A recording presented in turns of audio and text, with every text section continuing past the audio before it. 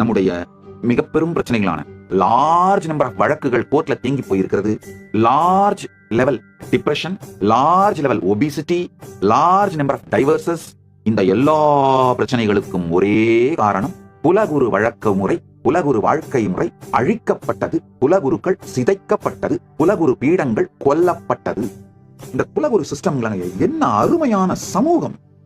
அந்த சமூகத்துக்குள்ள யாரும் ஏழ்மையாகாது, டிப்ரெஷன்ல இருந்து சூசைட் பண்ணிக்காம, உடல் நலம் கெடாமல் நல்லா வாழ்ந்திருக்காங்க. அது மொத்தத்தையும் குலகுரு உட்கார்ந்து கண்டினியூஸா அட்மினிஸ்டர் பண்ணியிருக்காரு. அது மட்டும் இல்லாம அந்த குலகுருக்கு நல்லா தெரியும் அந்த குலத்தை சார்ந்த பிரச்சனைகள், அவங்கள யாராவது டிப்ரெஷனுக்கு போனா அதுல எப்படி வெளியில எடுத்து வரதுன்னு. இவர்களை எல்லாம் அழித்து விட்டு எங்கேயோ ஒருத்தர் புக்கை உட்காந்து படிச்சு சைக்காலஜி சைக்கியாட்ரிக்னு படிச்சுட்டு அவங்க நமக்கு கவுன்சிலிங் கொடுத்தா நம்ம டிப்ரெஷன் வெளியில வந்துருவோமா? அவங்களுக்கும் உங்களுக்கும் பழக்கம் ஏற்பட்டு புரிஞ்சுக்கிட்டு அந்த பிரச்சனையோட ஆழத்தை தெரிஞ்சுக்கிறதுக்கு 2 வருஷம் ஆகும் அந்த டாக்டர். அதுக்குள்ள உங்களுக்கு வேற ஏதாவது ஒரு பிரச்சனை வந்து இந்த பிரச்சனை மறந்து போயிடும்.